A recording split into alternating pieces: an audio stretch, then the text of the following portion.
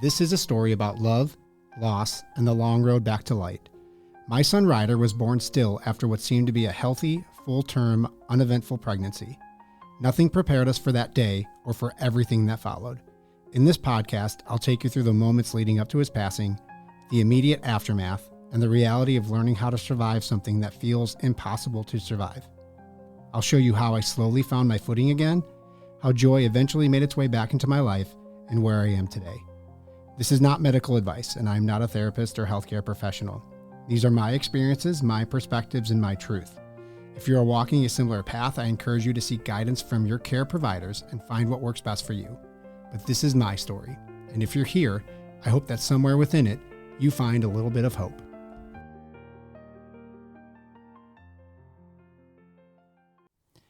Coming home without Ryder was surreal in every way. As I mentioned before, looking into that backseat, driving home from the hospital, just felt so foreign, unnatural. I can't really put it or articulate it into words. It felt so gross, so grotesque. It's hard to explain unless you've done it, unless you've left the hospital with a loved one not coming home with you. It doesn't necessarily, I don't think it needs to be a newborn child. It could be a loved one, brother, sister, parent, whatever. I think just it feels so empty when you have to do that. And that was 100% our situation. I don't think Anna and I spoke the entire ride home. I think we both just stared out the windshield. I feel like I didn't even blink on that ride. It was almost a catatonic state. Like, we got home, I drove safe, but it was very robotic, is really the only way I can explain it. The next few days are not at all what a parent imagines when they're expecting a newborn. We got home from the hospital after a few hours. I was putting some things into what was supposed to be Ryder's bedroom, and I noticed a book on the nightstand, which was called Wherever You Are, My Love Will Find You, and broke down. My wife came in, I showed her the book, and we sat there, we cried in each other's arms for I don't know how long. But this was another one of those moments where I felt someone, Ryder, God, whoever, whatever it might be, was looking down at us, sending us a message, showing us that Ryder was there, that he loved us, that he felt our presence, that we felt his presence. It was a sign. Like, signs are what they are. And so that was super meaningful, super impactful. Still kind of carry that near and dear.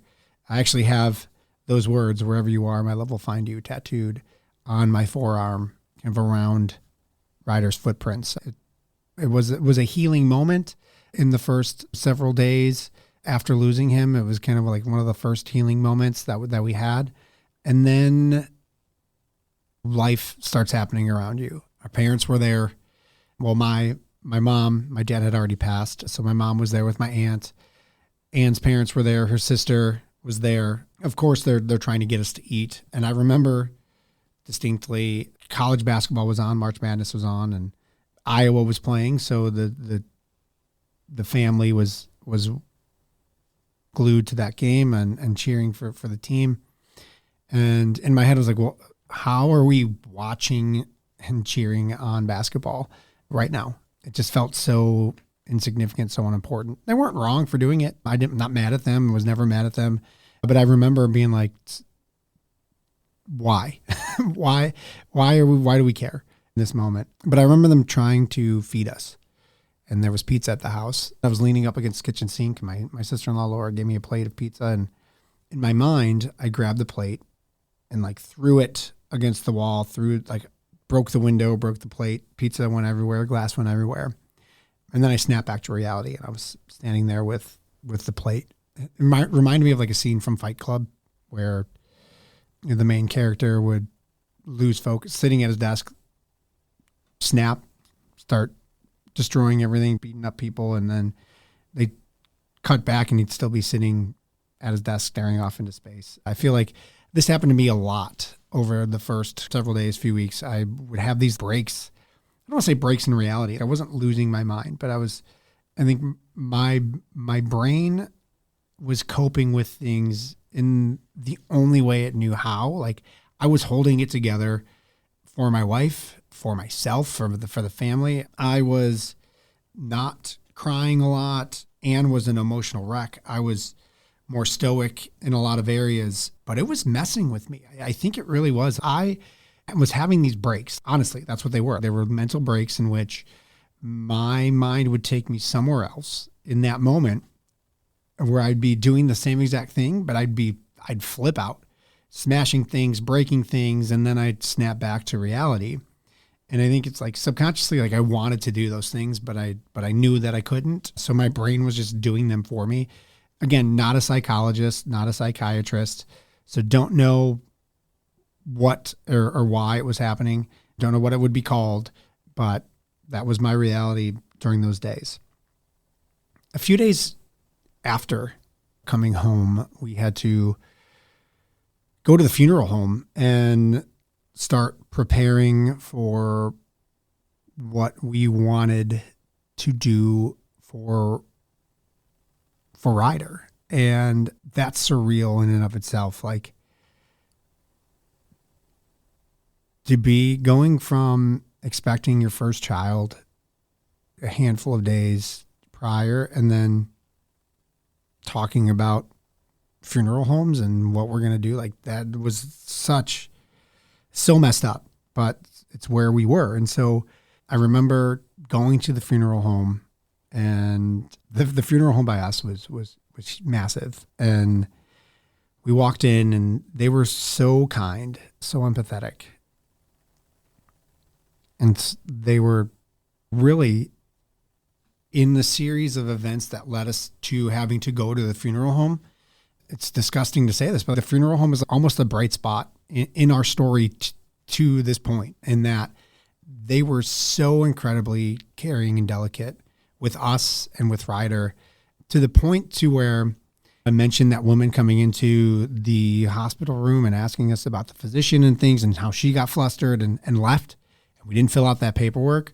Well, this is where it comes back to, again, it's another event where the hospital let us down. So we are sitting there and we're talking about our son, and his name is Ryder James and all of the things. And you can see the funeral home director kind of start to get a little uncomfortable, in that I think, if I'm reading between the lines, and I've never asked, so I don't know. So this is my version of what happened, and trying to speak for a person that's not here on this podcast, will never be here on this podcast, that we'll never hopefully speak to again. But knowing what I know, and if I had to think through this and put it into words from their perspective, I think they were expecting a mother and father to show up that, I don't want to say that didn't care, but that wasn't going to be having a memorial or making decisions. I think they thought that we were going to come in and be very direct, minimalist, in that cremation, no urn. Like I don't even want to guess as to like what they thought we were going to do. But I guess what it comes down to is that person that was supposed to do the paperwork did not do their job. And so the hospital, when they sent Ryder to the funeral home, when they released Ryder to the funeral home, it was baby Mendelke, not even baby boy. Like they didn't give the funeral home the sex of the baby, nor any information that the child had a name. And so the conversation switched from business to like, oh, I need to tell these people that there may be some other areas where this hospital messed up. And so they very politely, I think they actually another woman came in. So there were two of them, and they were like, hey, this has never happened to us before, but this is how your child was released to us. It was baby Mendelke. Here's the paperwork. And it just doesn't match what you're saying. We are saying it's Ryder James and all of these things. So they were having to change paperwork.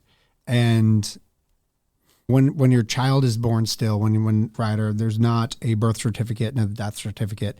It's called a fetal demise certificate. And so, which is another thing that I never needed to know or learn in my life, but here I am. And so all of these things needed to be changed. They're legal documents. And if we wanted him to be represented the right way, which was very important to us, we needed to go through these hoops now to fix this. And so the funeral home took care of all of that, but they were very clear that this had never happened to them before. This is not how things were done. This was a problem. And so they helped us fix all of those things. But that was the first time where I really was like, something happened here. Something is wrong. Like, this isn't one mistake, or yeah, maybe this does happen and it can lead to death and all of those things. But like, the ambulance took its time. It was not going emergent.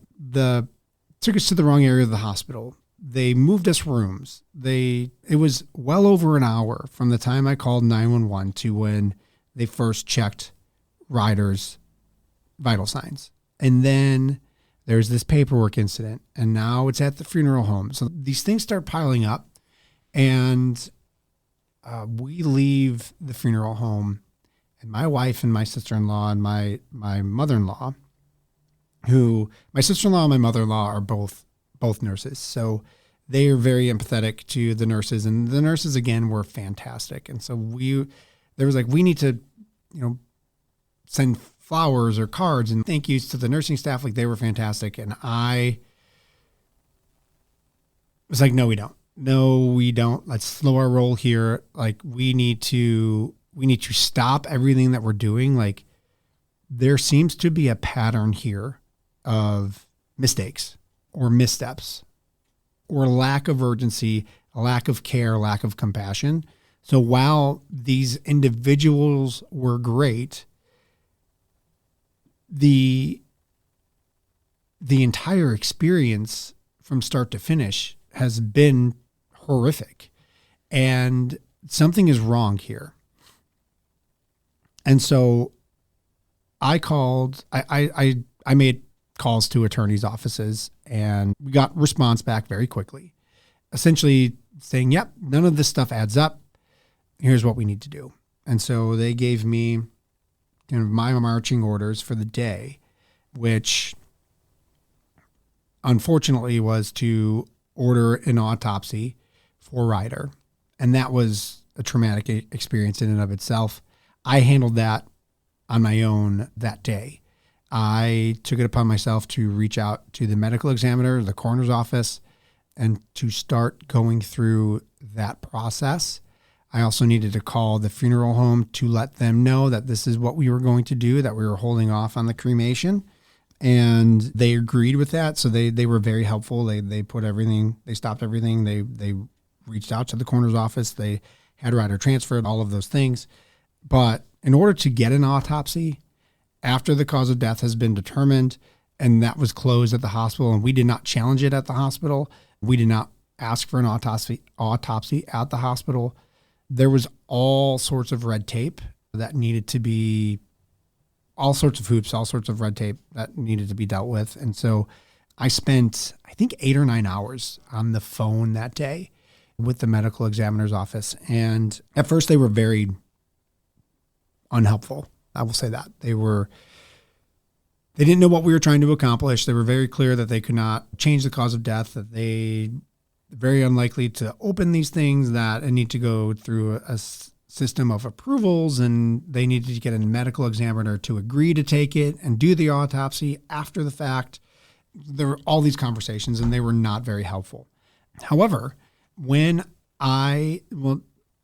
one of the conversations over the course of several hours that day, the woman on the phone asked about the cause of death and what had happened. And so I had said that Ryder had a velamentous cord insertion that ruptured. That eventually led to his demise. That is not what was in the official record. They had said that the mother had passed a blood clot that had some way, shape, or form. I don't remember exactly what it was, but that the mother had passed a blood clot which somehow led to the death of Ryder. And so it was in that moment when I think she was like, velamentous cord insertion. Can you spell that? What is it? So I did that for her. And then she's like, that's not what we have here. And it was in that moment that the conversation changed. She put me on hold. She had other conversations. She told me she'd call me back. She'd call me back. There was just back and forth for, again, several hours in the day. Then she called back and said that they would agree to do this, that the records that were given to them and what the doctors had told us were completely conflicting, that the coroner, the medical examiner, would not change the cause of death. So they needed to know exactly what we were trying to prove, which was that Ryder was a normal, healthy baby, that there was no underlying cause, no underlying disease, no underdeveloped organs, anything like that would have caused his death outside of this event.